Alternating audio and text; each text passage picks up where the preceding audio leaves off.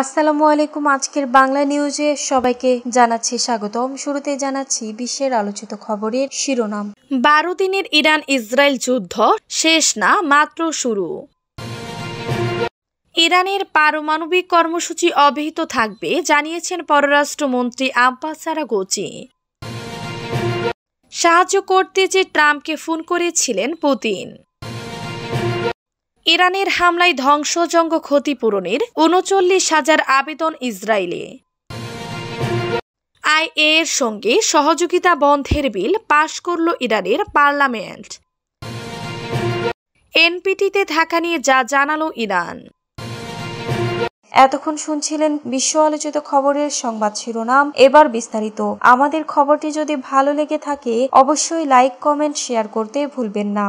12 দিনের Iran Israel যুদ্ধ শেষ না, মাত্র শুরু।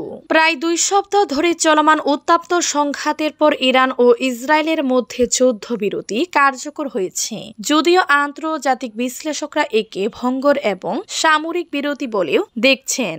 মার্কিন প্রেসিডেন্ট ডোনাল্ড ট্রাম্প এই সংঘাতকে অভিহিত করেছেন 12 দিনের যুদ্ধ হিসেবে।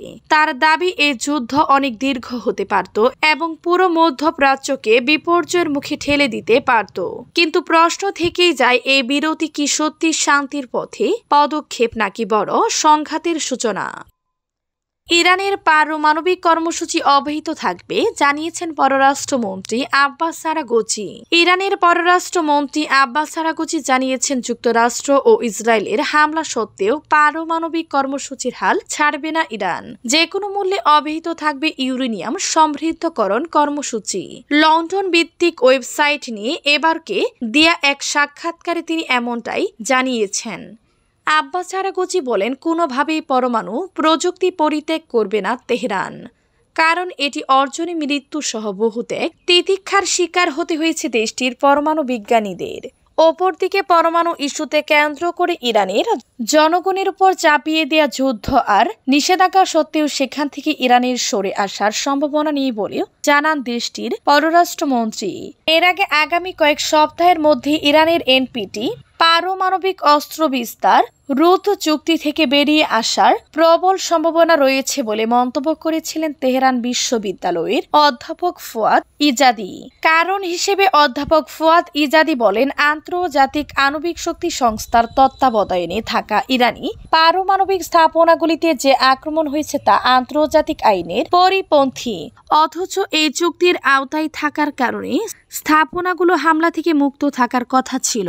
যেহেতু এমনটা হয়নি, তাই আর এনপিটিতে থাকার প্রয়োজন নেই। পার্লামেন্টের অধিকাংশ সদস্য এই থেকে বের হতে চায় বলে উল্লেখ করেন তিনি। সাহায্য করতে যে ট্রাম্পকে ফোন করেছিলেন পুতিন। মার্কিন প্রেসিডেন্ট ডোনাল্ড ট্রাম্প বলেছেন, রাশিয়ার প্রেসিডেন্ট ভ্লাদিমির পুতিন ইরান ও ইসরায়েলের মধ্যে চলমান সংঘাত সহায়তার প্রস্তাব দেওয়ার জন্য তাকে ফোন করেছিলেন, কিন্তু তিনি কথোপকথনটি ইউক্রেন যুদ্ধের দিকে নিয়ে গিয়েছিলেন। ট্রাম্প বলেন, ভ্লাদিম আমাকে ফোন করেছিলেন। তিনি বলেছিলেন, আমি কি আপনাকে ইরানের বিষয়ে সাহায্য করতে পারি? আমি বলেছিলাম, না, ইরানের বিষয়ে আমার সাহায্যের প্রয়োজন নেই, আপনার বিষয়ে আমার সাহায্যের প্রয়োজন। ট্রাম্প নেটো শীর্ষ সম্মেলনে যাওয়ার পথে সাংবাদিকদের বলেন, তিনি শীঘ্রই রাশিয়ার সাথে একটি চুক্তিতে পৌঁছানোর আশা করেছিলেন। ইউক্রেনে চলমান যুদ্ধক্ষেত্রের ক্ষয়ক্ষতির কথা উল্লেখ করে ট্রাম্প বলেন, গত সপ্তাহে 6,000 সৈন্য মারা গেছে। এই ধরনের চুক্তিতে কি অন্তর্ভুক্ত থাকতে পারে বা আলোচনার অবস্থা সম্পর্কে তিনি এ বিষয়ে আরো বিস্তারিত কিছু বলেননি। ইরানের হামলায় ধ্বংসযজ্ঞ ক্ষতিপূরণের ৩৯,০০০ আবেদন ইসরায়েল। ইরানি ক্ষেপণাস্ত্রের আঘাতে সরাসরি ব্যক্তিগত ক্ষতির জন্য ইসরায়েলি কর্তৃপক্ষ প্রায় ৩৯,০০০ ক্ষতিপূরণের আবেদন পেয়েছেন। ইসরায়েলি সংবাদ মাধ্যম ইয়েদিওত আহরোনোত জানিয়েছে, 13 জুন ইসরায়েল ইরান সংঘর্ষ শুরু হওয়ার পর থেকে ইসরায়েলি কর্তৃপক্ষের ক্ষতিপূরণ তহবিল প্রায় ৩৮,৭০০ আবেদন পেয়েছে।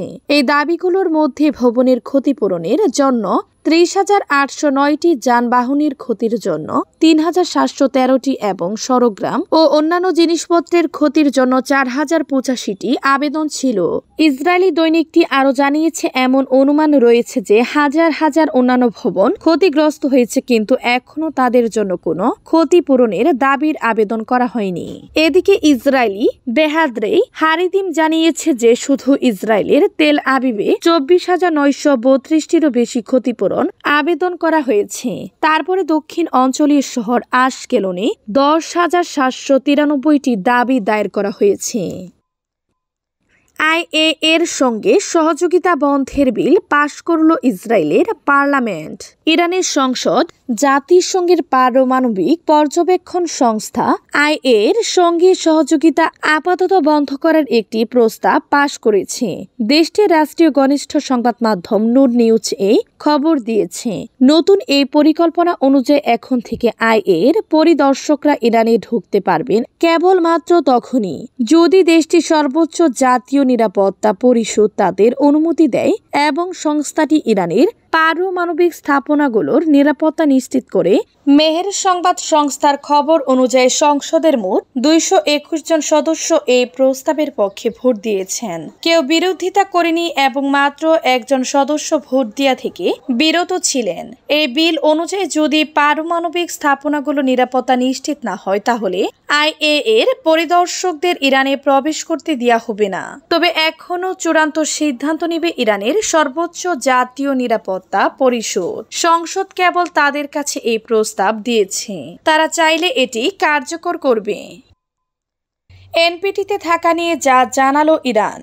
ইরানের পররাষ্ট্রমন্ত্রী আব্বাস আরাগচি পারমাণবিক অস্ত্রের বিস্তার রোধ চুক্তি এনপিটি এর সমালোচনা করে বলেছেন এই চুক্তি ইরানের শান্তিপূর্ণ পারমাণবিক কর্মসূচিকে সুরক্ষা দিতে ব্যর্থ হয়েছে।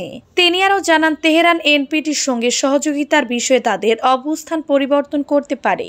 সম্প্রতি ইসরায়েল মার্কিন আগ্রাসনের পর এক কূটনৈতিক সফরের শেষে আল আরাবি আল জাদিদকে দেয়া এক সাক্ষাৎকারে আরাগচি বলেন, ইরান পারমাণবিক অস্ত্রের বিস্তার রোধ চুক্তি এনপিটি মেনে চলার চেষ্টা করেছে। এই চুক্তি ইরানের শান্তিপূর্ণ পারমাণবিক কর্মসূচিকে রক্ষা করতে ব্যর্থ হয়েছে। তিনি বলেন, ইরানের শান্তিপূর্ণ পারমাণবিক কর্মসূচির বিষয়ে 20 বছরের স্বচ্ছতা ও আস্থা তৈরির প্রচেষ্টা ইতিবাচক ফল দেয়নি। তাই এই বিষয়টি পূর্ণ বিবেচনা করা হবে এবং ইসলামিক প্রজাতন্ত্র পারমাণবিক কর্মসূচি ও এনপিটি সহযোগিতার বিষয়ে তাদের অবস্থান পরিবর্তন করতে পারে। আরাগচি আরো বলেন, ইরানিরা শান্তিপূর্ণ পারমাণবিক প্রযুক্তি অর্জনের জন্য উল্লেখযোগ্য প্রচেষ্টা চালিয়েছে, এমনকি কিছু বিজ্ঞানী এই লক্ষ্য অর্জনে প্রাণও দিয়েছেন। তাই কেউ এই প্রযুক্তি অর্জন থেকে তাদের থামাতে পারবে না।